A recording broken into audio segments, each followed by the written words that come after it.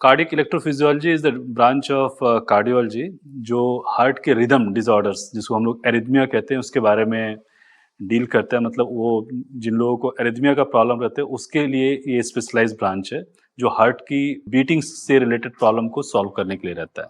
Coming to what is cardiac arrhythmia, so heart beat या तो कभी बहुत फास्ट हो या बहुत स्लो हो, जो कि सभी आदमी में होता है।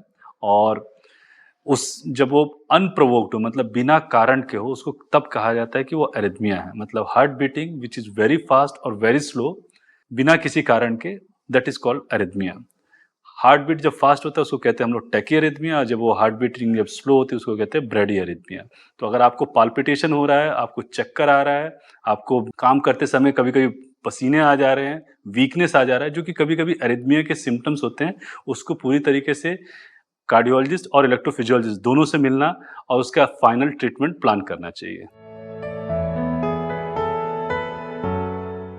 ये होने के कारण जो होता है, मतलब जो बीटिंग्स के प्रॉब्लम्स जो होते हैं उसके बहुत सारे कारण हैं। कुछ लोगों में जो बीटिंग फास्ट होने के जो कारण रहते हैं, हार्ट में जो शॉर्ट सर्किट होता है, मतलब जो अपर चैनल और लोअर चैनल के बीच में जो कनेक्शन जो होता है वो एक रास्ते की जगह दो रास्ते से जा रहा होता है। तो उस सिचुएशन में हार्ट बीटिंग फास्ट होती है, और वो कंडीशन जो हम लोग कहते हैं पैरोक्सिस्मल सुप्रावेंट्रिकुलर टैकीकार्डिया, मतलब हार्ट की beating all of a sudden बिना अनप्रोवोक्ड बीटिंग बढ़ना, और जिसमें कारण जो होता है शॉर्ट सर्किट, मतलब हार्ट में एक्स्ट्रा तार का कारण होता है। लेकिन ये एक कॉमन कंडीशन है। इसके अलावा भी बहुत सारे कंडीशंस रहते हैं। एट्रियल टैकीकार्डिया मतलब अपर चैम्बर का बीटिंग बढ़ना, atrial fibrillation irregular heart beating बढ़ना, और सबके अलग अलग कारण हैं। कुछ लोगों में ये हार्ट पूरी तरीके से नॉर्मल हार्ट में होता है, कुछ लोगों में ऑलरेडी अगर हार्ट अटैक हुआ है उसमें भी आता है। तो अपर चैम्बर से जब बीटिंग के प्रॉब्लम्स निकलते हैं तो उसको हम लोग कहते हैं सुप्रावेंट्रिकुलर टैकीकार्डिया। और जब हार्ट बीटिंग बढ़ता है और लोअर चैम्बर्स मीन्स वेंट्रिकल जिसको कहते हैं, अगर उससे ओरिजिनेट करता है तो हम लोग कहते हैं वेंट्रिकुलर टैकीकार्डिया। दोनों का डिफ्रेंसिएशन बहुत इंपॉर्टेंट है, क्योंकि अगर वो अपर चैम्बर से बीटिंग्स के प्रॉब्लम आ रहे हैं तो हार्ट बीटिंग बढ़ती है, लेकिन यूजुअली ये लाइफ थ्रेटनिंग नहीं होती है। बट लोअर चैम्बर से अगर बीटिंग बढ़ती है जिसको कहते हैं ventricular tachycardia, ventricular Flutter, ventricular fibrillation, ये लाइफ थ्रेटनिंग रिदम होती है। और इसमें 8 से 10 सेकंड और इवन 30 सेकंड्स के अंदर में पेशेंट की मृत्यु भी होने के चांसेस बने रहते हैं। सो वेंट्रिकुलर टैकीकार्डिया, वेंट्रिकुलर फिब्रिलेशन अगर पेशेंट को हो रहा है तो ये एक मेडिकल इमरजेंसी है, इट शुड बी टैकल्ड।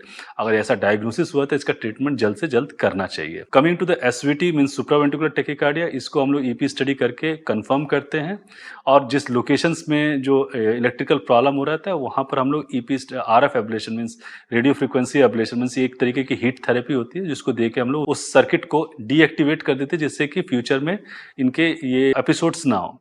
सो ये एपिसोडिक डिजीज रहती है जिसको हम लोग बाय आरएफ एब्लेशन पूरी तरीके से क्योर करते हैं। मतलब मेडिकल साइंस में हम लोग कह सकते हैं चुनिंदा बीमारियां, मतलब मे भी 8 से 10 बीमारियां होंगी जो कि पूरी तरीके से क्योर की जाती है, उसमें ये आता है।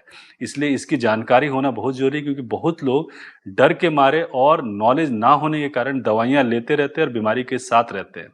सो अगर आपको पीएसवीटी हो रहा है या आपको एसवीटी हो रहा है, you should meet not only the cardiologist, you should meet the electrophysiologist, because electrophysiology जो ब्रांच है पूरी तरीके से इसी तरीके के प्रॉब्लम को सॉल्व करने के लिए या उनको सोल्यूशन देने के लिए बना है। जिसको कहते हैं इलेक्ट्रोफिजियोलॉजी में हम लोग सिर्फ इलेक्ट्रिकल प्रॉब्लम्स, हार्ट में बीटिंग क्यों बढ़ रही है, उसका कारण क्या है और उसका ट्रीटमेंट क्या है, उसको हम लोग देखते हैं। बाकी जो ब्रांचेस रहते हैं, जो इंटरवेंशनल कार्डियोलॉजी होता है, वो आपको खून की नलियों में ब्लॉक, वाल्व में प्रॉब्लम, उसको चेक करने के लिए और ट्रीट करने के लिए रहता है। हार्ट बीटिंग कम हो जाने के कारण बहुत सारे रहते हैं। कुछ में उम्र के अनुसार आता है और कुछ में ये बाई बर्थ रहता है, जिसको कहते हैं कॉन्जेनिटल कंप्लीट हार्ट ब्लॉक। सो उस सिचुएशन में हम लोग पेसमेकर देते हैं, जिससे कि पेसमेकर से हार्ट बीटिंग जो कम हो रही है वो कंट्रोल हो जाती है। मतलब ये एक तरीके से समझिए तो हार्ट का इन्वर्टर है। तो हम लोग छोटा सा एक ऑपरेशन करते हैं प्रोसीजर में, लोकल एनेस्थीसिया के अंदर में एक छोटा सा कट करके पॉकेट बनाते हैं, उसमें एक बैटरी डालते हैं और उसकी तारें जो रहती है हार्ट के अंदर रहती है, एंड बाय दैट हम लोग हार्ट की नॉर्मल एक्टिविटी को चेक करते भी रहते हैं। And at the same time जब भी हार्ट बीटिंग कम होती है, तुरंत ये पेसमेकर हार्ट बीटिंग को अपने कंट्रोल में लेता है और हार्ट बीटिंग को नॉर्मलाइज करता है। और ये जो पेसमेकर होते हैं 8 से 10 साल मिनिमम वर्क करते हैं, और 4 कंपनीज जो रहती है ऑल ओवर वर्ल्ड प्रोवाइड करती है।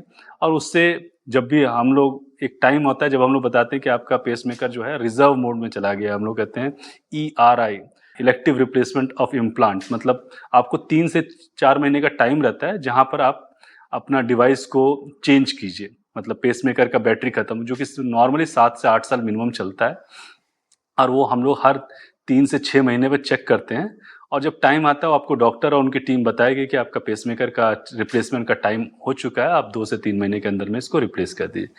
लेकिन हार्ट बीटिंग में कुछ ऐसी भी कंडीशंस रहती है जहाँ पर सडन डेथ होने के चांसेस रहते हैं, जिसको हमने कहा वेंट्रिकुलर टैकीकार्डिया, वेंट्रिकुलर फिब्रिलेशन। वहाँ पर हम लोग डिफरेंट डिवाइस लगाते हैं, उसको कहते हैं आईसीडी, इम्प्लांटेबल कार्डिक डिफिब्रिलेटर। इसमें हार्ट बीटिंग जब भी बहुत फास्ट होती है, ब्लड प्रेशर तुरंत ड्रॉप करता है, और अगर हम लोगों ने शॉक नहीं दिया तो पेशेंट के डेथ होने के रिस्क बने रहते हैं।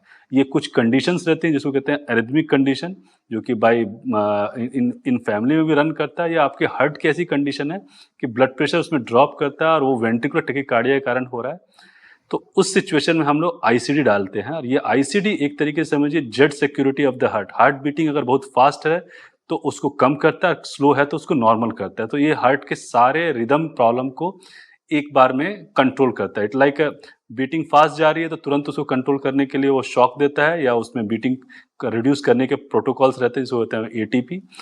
और अगर वो बहुत स्लो चल रही है तो उसको बढ़ाने के लिए पेसमेकर वाला फंक्शन भी रहता है, तो हार्ट बीटिंग को बढ़ाता है। और पेसमेकर, आईसीडी, सीआरटी, ये जो 3 तरीके के मोड्स रहते हैं, ये तीनों का इम्प्लांटेशन प्रोसीजर लगभग एक जैसा रहता है। मतलब स्किन के अंदर में हम लोग पॉकेट बनाते हैं, उसके बाद 2 वायर या 3 वायर, जैसा डिपेंडिंग अपॉन वो पेसमेकर है कि आईसीडी या सीआरटी, उसके पर हम लोग 3 वायर्स को लोकेट करते हैं, और उससे पूरी की पूरी हार्ट की एक्टिविटी को डिवाइस कंट्रोल करता है। ईपी स्टडी आरएफ एब्लेशन करते हैं। यूजुअली ये प्रोसीजर जो होता है लोकल एनेस्थीसिया में किया जाता है। अगर बच्चा बहुत छोटा नहीं हो तो ये लोकल एनेस्थीसिया, मतलब हम लोग 5 से 10 एमएल लोकल एनेस्थीसिया दे के उस एरिया को एनेस्थेटाइज कर देते हैं, मतलब। और उसके बाद में हम लोग 3 वायर्स हार्ट के अंदर में लेके जाते हैं। पेशेंट पूरी तरीके से प्रोसीजर के टाइम में हम लोगों की बात को सुनता है, और प्रोसीजर में हम लोग कभी-कभी उनके कोऑपरेशन की भी ज़रूरत पड़ती है, तो वो करता है। और उसके बाद प्रोसीजर होने के बाद हम लोग 4 से 6 घंटा उनको ऑब्जर्व करते हैं इन द हॉस्पिटल, और नेक्स्ट डे यूजुअली हम लोग उन पेशेंट को डिस्चार्ज कर देते हैं with instruction that they should be more active, मतलब ज़्यादा घुमा-फिरा करें, पानी ज़्यादा पिएँ, और दिन के टाइम में ना सोएं, जिससे कि पैर में जो ब्लड क्लॉटिंग होने के जो रिस्क रहते हैं वो घट जाते हैं। सो इसमें ऐसा कोई चीज़ नहीं है जो कि, मतलब जो आप प्रोसीजर से पहले कर दें, सारी चीज़ प्रोसीजर के बाद भी करें। मतलब आप पूरी तरीके से अपने नॉर्मल लाइफ जी सकते हैं, और इसमें कोई रिस्ट्रिक्शंस नहीं रहता है। सो स्टार्टिंग में 1 और 2 डेज़ में भी चलने के टाइम में मामूल सा पेन हो सकता है, ड्यू टू द, जैसे चैनल लगाए जाते हैं उस चैनल वाले पेन्स रह सकते हैं, but most of time patient will be asymptomatic. हम लोग ईपी स्टडी करने के बाद पेशेंट को वर्ड यूज़ कर रहे हैं क्योर हो जाता है, मतलब हम लोग को 3 से 6 महीने में अंदाज़ा लग जाता है कि पेशेंट का रिकरेंस नहीं हो रहा है, जो कि रिकरेंस के जो रिस्क रहते हैं 1% के करीब रहते हैं पीएसवीटी में। सो आपका अगर हम लोगों ने ईपी स्टडी कर दिया तो ये माना जाता है कि आप दवाओं से भी दूर हो गए और डॉक्टर से भी दूर हो गए, मतलब you are totally free from the doctors net. So ये 2 उसके फायदे होते हैं ईपी स्टडी आरएफ एब्लेशन करने में, particularly for the PSVT. Upper chamber से अगर बीटिंग्स के प्रॉब्लम हो रहे हैं तो you will be cured from, and you will be away from the medicine and the doctor also, and doctor will say that you are not needing me. हम लोगों ने लगभग हजारों पेशेंट्स को अपने नेट से बाहर कर दिया कि आपको हमारी ज़रूरत नहीं है, आप जनरल फिजिशियन के अंदर में रहिए। अगर कोई जनरल कंप्लेन रहती है, अगर पाल्पिटेशन, धड़कन की प्रॉब्लम आती है, तो you should come and meet, and they live a very enjoyable life after that, क्योंकि उनका पाल्पिटेशन का प्रॉब्लम खत्म हो चुका होता है।